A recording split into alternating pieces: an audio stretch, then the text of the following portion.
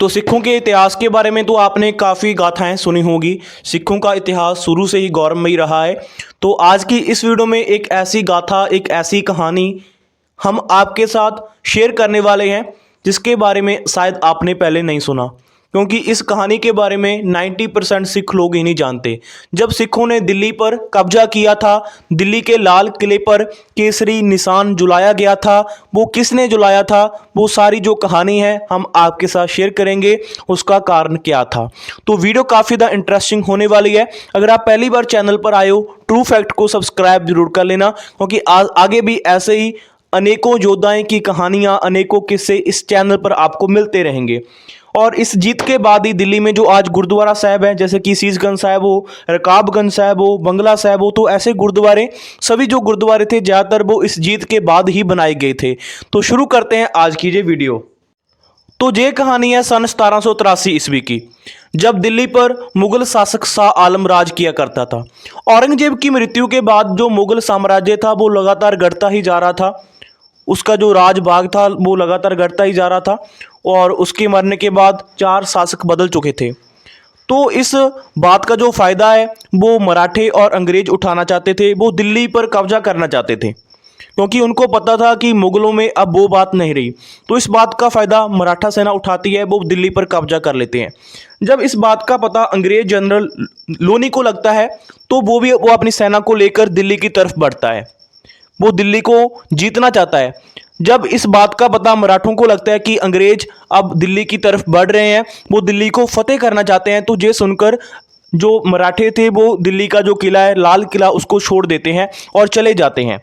तब तक जो अंग्रेज सेना थी वो दिल्ली में नहीं पहुंची थी। तो शाह आलम ने सोचा कि अब मराठों ने तो किले को छोड़ दिया है, दिल्ली को छोड़ दिया है, अब अगर आकर अंग्रेज जहां पर राज कर लेंगे तो बात तो पहले वाली रह जाएगी। तो उसने सोचा कि मुझे एक कोशिश करनी चाहिए। तो उसके दरबार में एक बंदे ने उसको ये सलाह दी कि इस टाइम आपको पंजाब के जर्नैल सरदार बघेल सिंह को बुलाना चाहिए मदद के लिए। तो जहां पर ये जानना जरूरी हो जाता है कि सरदार बघेल सिंह कौन थे।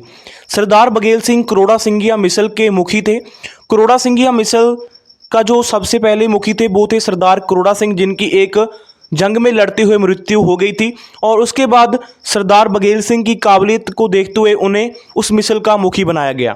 सरदार बघेल सिंह का जो जन्म है वो तरनतार जिले में के एक गांव है जबाल, वहां पर हुआ, और बचपन में ही उन्होंने अपना जो परिवार था वो छोड़ दिया और सिख पंथ की सेवा में वो लग गए थे। तो उनके जो चर्चे थे वो काफ़ी ज़्यादा बहादुर जर्नैल थे, उनके चर्चे काफ़ी ज़्यादा थे, और मुग़ल, मराठे और जहाँ तक कि अंग्रेज़ भी उनके नाम से कामते थे। तो उनको संदेश पहुँचाया जाता है कि आपको शाह आलम ने दिल्ली बुलाया है मदद के लिए, क्योंकि अंग्रेज़ दिल्ली की तरफ बढ़ रहे हैं।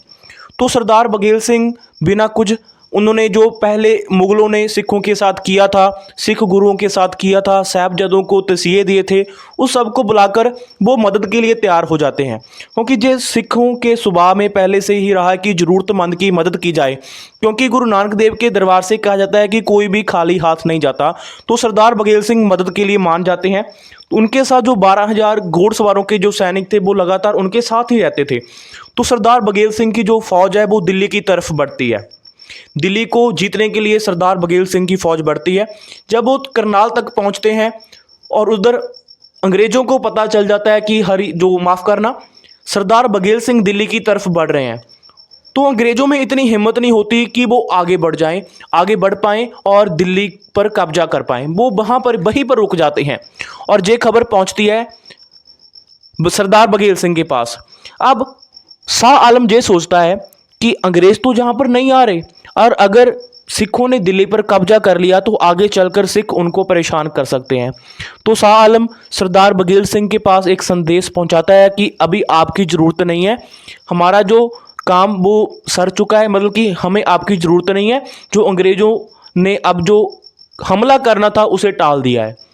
तो इसे सुनकर सरदार जो बघेल सिंह थे वो काफ़ी ज़्यादा निराश होते हैं कि ये क्या, पहले तो आपने हमें पंजाब से बुलाया है मदद के लिए, और आप बीच रास्ते में आप कह रहे हैं कि आप चले जाओ।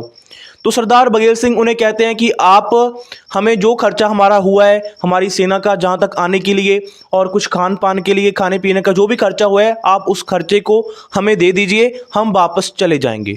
पर शाह आलम, जो मुगलों का स्वभाव था वो पहले ही गद्दारी था, उनके मन में खोट आई, उन्होंने वो खर्चा देने से इनकार कर दिया। तो सरदार बघेल सिंह ने कहा कि अगर आपने खर्चा नहीं देना तो सिख सेना दिल्ली पर हमला करेगी ही करेगी। तो वहाँ से पंजाब के जो दूसरी मिसलों के मुखी थे जस्सा सिंह रामगढ़िया, जस्सा सिंह आलूवालिया, उनको भी संदेश पहुंचाया जाता है कि अब आप हमारे साथ आइए, हमने दिल्ली को फतेह करना है। तो वो सेनाएं भी आकर सरदार बघेल सिंह के साथ मिल जाती हैं, तो दिल्ली की तरफ कूच किया जाता है। जब सेनाएं दिल्ली की सरहद के पास पहुंचती हैं तब एक बार फिर शाह आलम को संदेश दिया जाता है, पहुंचाया जाता है कि आप अब भी हमें अपना जो खर्चा है वो दे दो, हम अभी भी पंजाब वापस चले जाएंगे। पर शाह आलम नहीं मानता। उस वक्त दिल्ली के आसपास दीवारें हुआ करती थी ताकि कोई बाहर वाला आकर दिल्ली पर जो हमला ना कर पाए। तो उन दीवारों पर जो दरवाजे भी हुआ करते थे तो उन दरवाज़ों को शाह आलम ने बंद करवा दिया और वहाँ पर जो सिपाही थे वो तैनात कर दिए। और तब उनमें से एक सरदार ने कहा कि सिख अपना जो रास्ता है वो खुद निकालते हैं। तब एक बड़े पेड़ को गिराया जाता है और उसको एक साइड से पेंसिल की तरह तीखा किया जाता है और उस तीखी साइड से उस दीवार पर वार किया जाता है। तो सिखों की कोशिश रंग लाई और वो दीवार को तोड़ देते हैं। उसमें से एक जगह एक मोरी टाइप वो निकाल लेते हैं।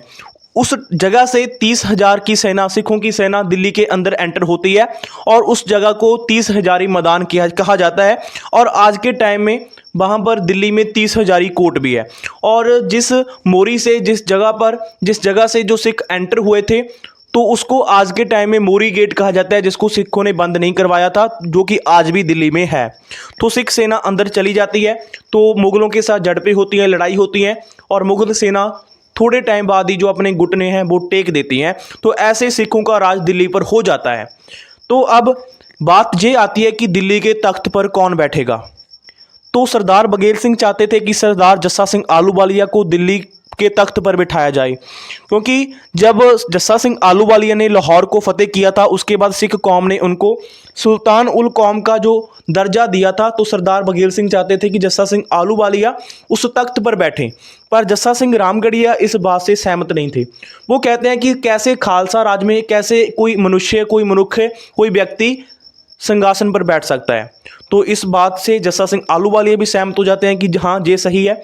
तो उसके बाद लाल किले पर निशान साहब को, केसरी निशान को जुलाया जाता है और दिखाया जाता है कि दिल्ली पर सिखों ने राज कर लिया। जब दिल्ली ने सिखों के आगे घुटने टेके थे, मुगलों ने सिखों के आगे घुटने टेके थे।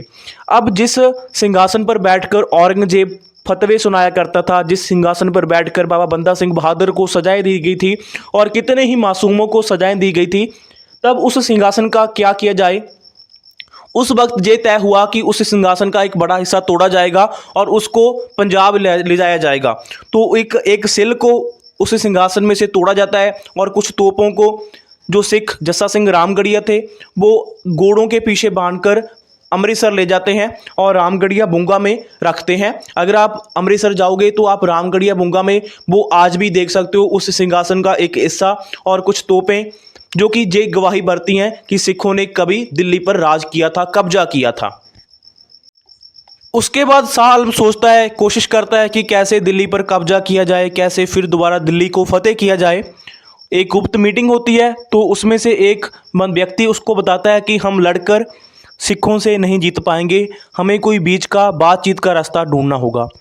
तो बातचीत करने के लिए कोई ऐसा व्यक्ति चाहिए था जिसकी सिखों के साथ दोस्ती हो। तो चुना जाता है बेगम समरू को, जिनका जो पहला नाम था वो था फरजाना बेगम, जिन्होंने अंग्रेज़ अधिकारी बाल्टन समरू से शादी की थी। बाल्टन समरू सरदाना रियासत के एहलकार थे और उन्होंने बाद में सरदाना पर राज भी किया।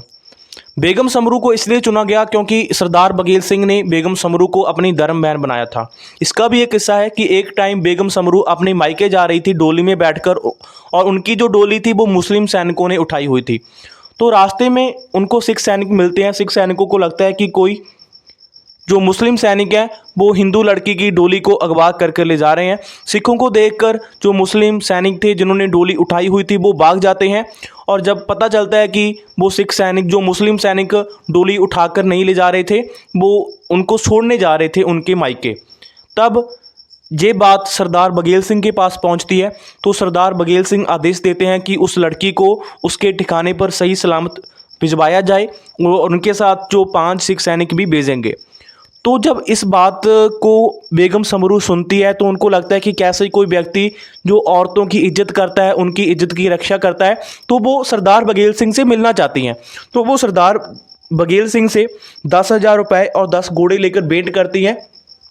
उस टाइम सरदार बघेल सिंह उनको अपनी धर्मबहन बनाते हैं, तो उनको चुना जाता है बातचीत के लिए। और जो बेगम समरू थी वो काफ़ी ज़्यादा बुद्धिमान औरत थी, और अपने पति की मौत के बाद उन्होंने सरदाना रियासत पर राज भी किया, और उनको राज प्रबंध, अंग्रेजी, फ़ारसी भाषाओं की अच्छी तरह से नॉलेज थी, इन्फॉर्मेशन थी, और उन्होंने अंग्रेज़ों के साथ भी अच्छा व्यवहार किया, अच्छा उनके संबंध थे अंग्रेज़ों के साथ। और उन्होंने ईसाई धर्म अपना लिया था, क्योंकि जो अंग्रेज़ों का जो साम्राज्य था वो लगातार बढ़ता ही जा रहा था, उनकी जो ताकत थी वो लगातार बढ़ती जा रही थी। उनकी जो, उन्होंने दूर की सोची कि आगे चलकर अंग्रेज उनको परेशान कर सकते हैं, इसलिए उन्होंने ईसाई धर्म अपना लिया, और अंग्रेज़ों के कहने पर कई चर्चें भी बनाई गई। तो जब वो बातचीत करने के लिए सरदार बघेल सिंह के पास जाती हैं, तो सरदार बघेल सिंह और उनके जो साथी हैं वो मान जाते हैं कि हम दिल्ली का जो किला है और दिल्ली का जो लाल किला है उसको छोड़ देंगे अगर शाह आलम हमारी ये शर्तें मान लेगा। तो शर्तें ये थी कि पहली जो शर्त ये थी कि ऐतिहासिक स्थानों को जो कि सिखों से संबंधित हैं उनको ढूंढा जाएगा, और उसके बाद वहाँ पर जो गुरुद्वारे बनाए जाएंगे, ये पहली शर्त थी। जो दूसरी शर्त ये थी कि जो टैक्स में से जो आमदन होती है उसका 37.5% 37.5% सिखों को दिया जाएगा। और जो तीसरी शर्त ये थी कि जब तक सभी गुरुद्वारे तैयार नहीं हो जाते तब तक 4,000 सिख सैनिक दिल्ली में तैनात रहेंगे, वो दिल्ली छोड़कर नहीं जाएंगे। और जो आखिरी शर्त ये थी कि जो नुकसान सिख सैनिकों को जहाँ पर दिल्ली में आने का हुआ है, जो खर्चा उनको जहाँ पर आने का हुआ है, उसका जो भुगतान है वो शाह आलम को करना पड़ेगा। तो 3 लाख का जुर्माना शाह आलम को लगाया जाता है। उसके बाद शाह आलम ये शर्तें मान लेता है। तो अब बात करते हैं कि कैसे सिख ऐतिहासिक स्थानों को दिल्ली में ढूंढा जाता है, जो कि काफ़ी ज़्यादा मुश्किल काम था। तो इसके लिए सिख अनाउंसमेंट करते हैं कि जिसको भी ऐतिहासिक स्थानों के बारे में पता है, अगर वो हमें आकर बताएगा सही स्थान, तो हम उनको इनाम देंगे। तो एक बूढ़ी औरत थी जिसकी उम्र 125 साल की थी, और वो अंधा मुगल में रहती थी। तो उनको ये पता था कि कहाँ पर श्री गुरु तेग बहादुर की शहीदी हुई थी, और उनके जो नाना थे उस जगह पर दीवा जलाया करते थे। उसके बाद उनकी माता जब वहाँ पर जोत जलाया करती थी, उसके बाद वो औरत भी जो वहाँ पर है जोत जलाया करती थी। तो उस औरत ने ये बताया कि कहाँ पर श्री गुरु तेग बहादुर साहब की जो शहीदी हुई थी, तो उस जगह पर आज गुरुद्वारा शीशगंज साहिब है। तो जो गुरुद्वारा बंगला साहिब है वो तो आसानी से मिल गए थे, क्योंकि वहाँ पर राजा मिर्जा जय सिंह का बंगला पहले से मौजूद था, और गुरु नानक साहब के प्याऊ के पास एक जो कुआं होता है वो मौजूद था। सबसे ज़्यादा जो बड़ी मुश्किल थी वो स्थान ढूंढने में आई थी जहाँ पर सिखों के 9वें गुरु श्री गुरु तेग बहादुर की जो देह का संस्कार किया गया था। तो एक व्यक्ति था जिसका नाम था लखी शाह बंजारा। उस व्यक्ति ने गुरु साहब की देह को अपनी हवेली के अंदर ले जाया, उसके बाद अपनी जो हवेली को आग लगा दी। तो ऐसे गुरु साहब की देह का संस्कार किया गया था। तो इस स्थान को ढूंढने में काफ़ी ज़्यादा प्रॉब्लम आ रही थी। तो एक व्यक्ति आता है और वो सरदार बघेल सिंह से मिलता है। वो कहता है कि मुझे पता है कि कहाँ पर गुरु साहब की देह का संस्कार किया गया था, पर वो ये भी कहता है कि आपको वो जगह अब नहीं मिल पाएगी, क्योंकि अभी उस टाइम पर वहाँ पर एक मस्जिद है। तो सरदार बघेल सिंह कहते हैं कि आप कैसे ऐसे कह सकते हैं कि उस जगह पर ही गुरु साहब की देह का संस्कार किया गया था।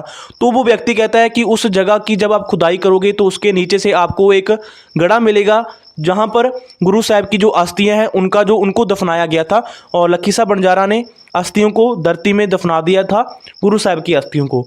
तो शाह आलम से बात की जाती है कि अगर तो वहाँ पर जो गागर, जो पीतल का जो कुछ मतलब कि कुछ बर्तन था जिसमें अस्थियों को दफनाया गया था, कि अगर वो उस धरती में से मिल गया तब तो हम गुरुद्वारा बनाएंगे, अगर नहीं मिला तो इससे भी बड़ी मस्जिद सिख सैनिक जहाँ पर जिस जगह का नाम लिया गया था उस पर बनाएंगे। तो उस जगह की खुदाई की जाती है, तो वो अस्थियां गुरु साहब की मिल जाती हैं। तब उस जगह पर गुरुद्वारा रकाबगंज साहब बनाया जाता है। तो ये थी एक अनोखी कहानी। जब सिखों ने दिल्ली पर कब्जा किया, उसके बाद अनेकों गुरुद्वारे दिल्ली में बनाए गए।